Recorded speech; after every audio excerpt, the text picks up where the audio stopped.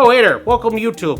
XC Expert Show from IWA.com. I'm your expert, Dan Danowski with IWA.com. And I'm going to answer a heating and cooling question today. This is a question that some people ask, but not all people.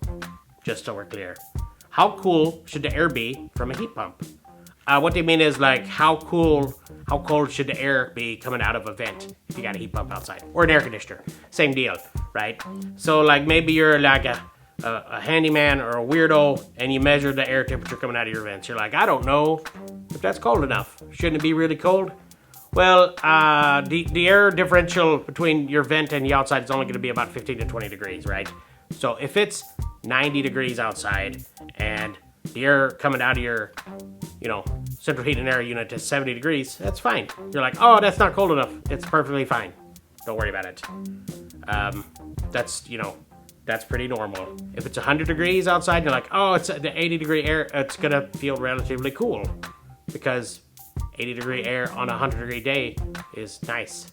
60 degree air on an 80 degree day is nice.